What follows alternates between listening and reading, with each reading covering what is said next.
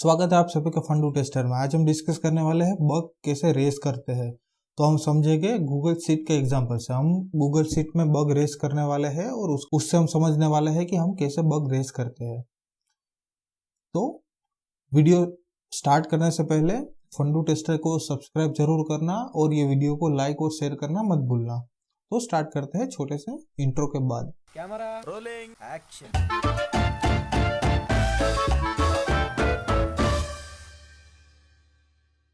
तो सबसे पहले तो हमें ये बात की जानकारी होनी चाहिए कि हम बग रेस करते हैं तो उसमें क्या क्या डेटा हम मेंशन करने वाले हैं, क्या क्या टर्म्स उसमें होते हैं। तो उसमें बहुत सारे टर्म्स होते हैं, जैसे कि सबसे पहले हो गया समरी। तो समरी क्या है कि हमें जो भी बग मिलता है उसका बेसिकली टाइटल है।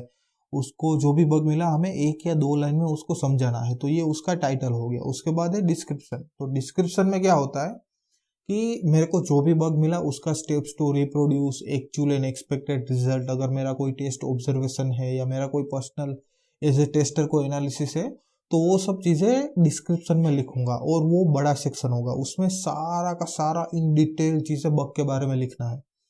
उसके बाद एक्सपेक्टेड और एक्चुअल रिजल्ट मैंने बताया, तो वो क्या है कि अगर मैं एक्स एक्शन करना चाहता हूँ और एज पर द प्रोडक्ट और बिजनेस में एक्स एक्टिविटी करूंगा तो उसका रिजल्ट मेरे को वाई मिलना चाहिए। तो ये मेरा हो गया एक्सपेक्टेड रिजल्ट। अगर वाई की जगह पे मेरे को जेड मिलता है तो ये, या फिर ए मिलता है, तो मैं बोल सकता हूँ कि भाई ये बग है। तो ये हो गया एक्सपेक्टेड एंड एक्चुअल रिजल्ट। उसके बाद आता है कि बग में एक चीज बहुत क्रिटिकल होती है कि वो है सीवियरिटी एंड प्रायोरिटी।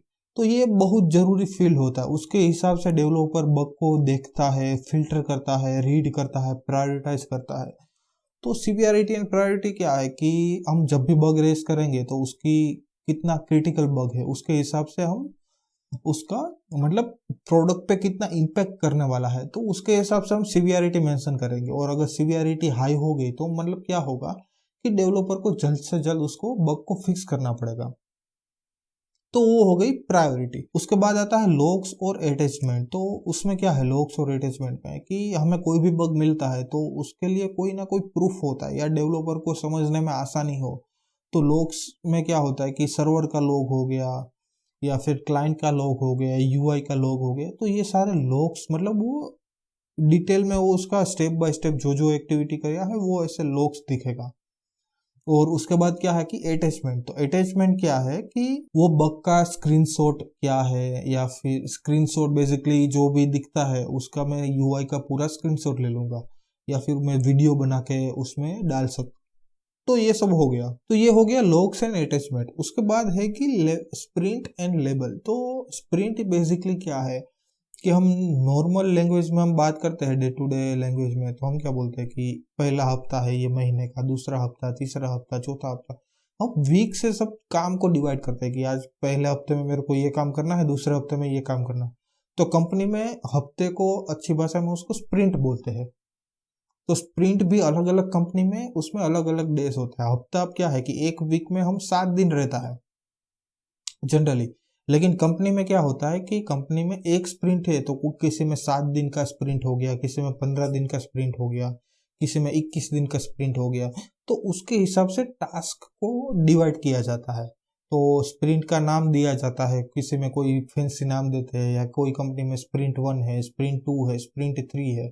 तो मतलब स्प्रिंट 1 क्या हो गया कि पहले 15 दिन में ये काम करना है तो 15 दिन का स्प्रिंट 1। उसके बाद दूसरे 15 दिन तो उसमें स्प्रिंट 2 आएगा, फिर तीसरे 15 दिन है तो उसमें स्प्रिंट 3 आएगा। तो ऐसे स्प्रिंट में काम करते हैं सब लोग।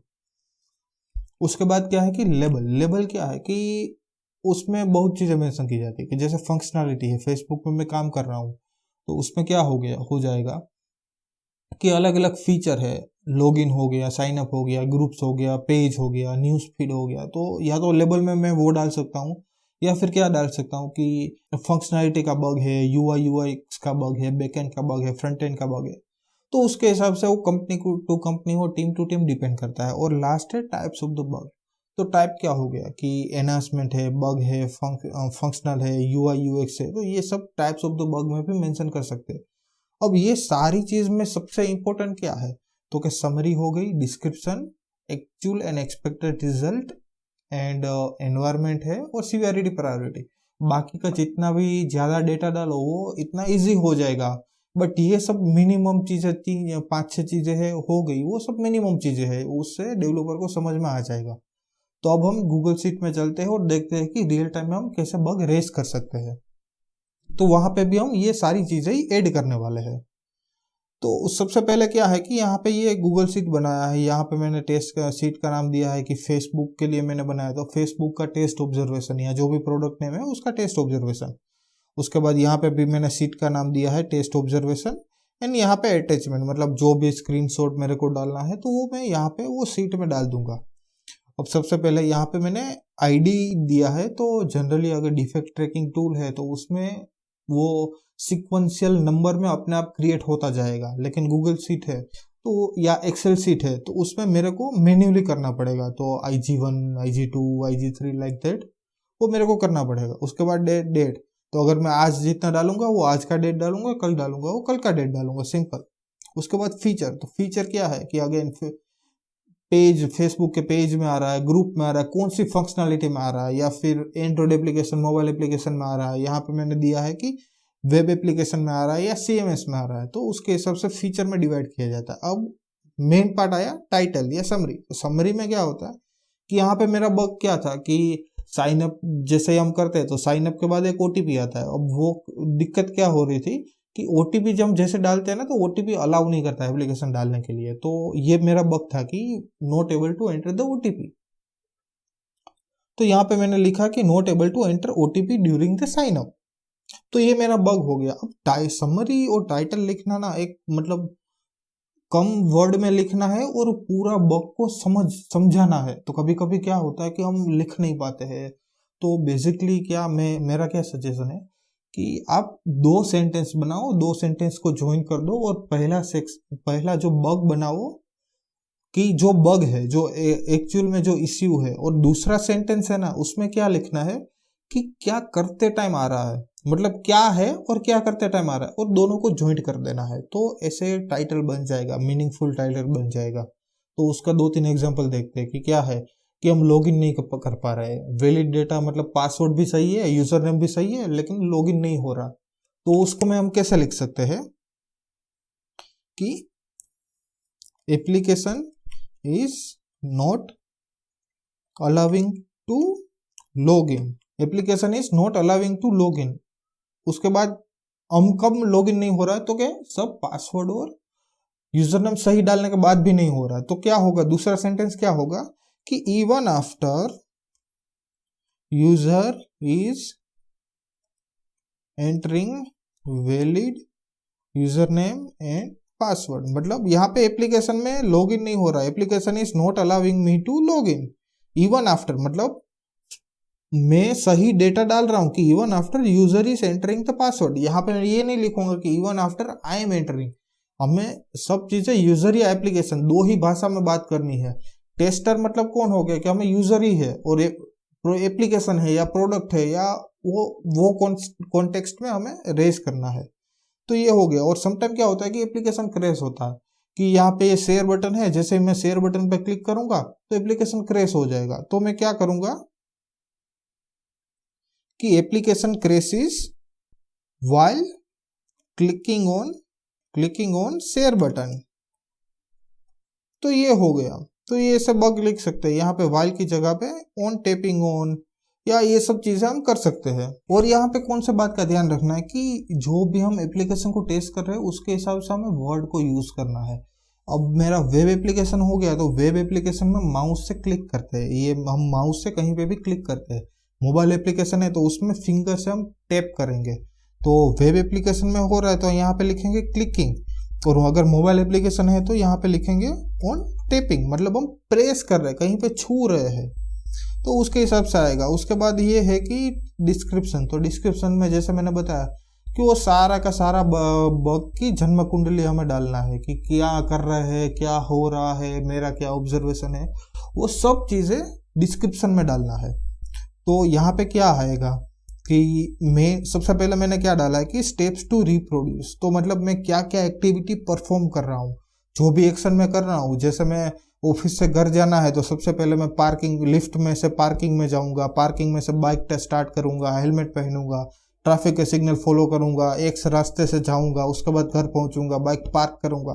तो सेम वे में सब चीज़ें मेरे को यहाँ पे डिस्क्रिप्शन में लिखना है। तो सबसे पहले मैं एप्लीकेशन की यूआरएल, कि ये मेरी एप्लीकेशन की यूआरएल है, तो यहाँ पे मैं जाऊँगा, एप्लीकेशन की यूआरएल में यहाँ पे मैं ऐड करूँगा, तो वो सीट पे मैं चला जाऊँगा, उसके मतलब एप्लीकेशन पे जाऊँगा, साइन अप बटन पे क्लिक करना है, फिर सारा फॉर्म में जो भी डेटा है वो मेरे को फिल करना है। तो click on sign up, select form, login functionality, उसके बाद enter valid data in on the fill, मतलब जो भी डेटा आएगा, first name, last name, birth date, gender, उसके बाद स्कूल का नाम है, जो भी मतलब वोट एवर जो भी डेटा आएगा वो डेटा मेरे को फिल करना है। तो एंटर वैलिड डेटा, फिर यहाँ पे एक वर्ड डाला है कि वैलिड, वैलिड मतलब कि मेरे को सही डेटा डालना है, एक भी चीज गलत नहीं डालना है।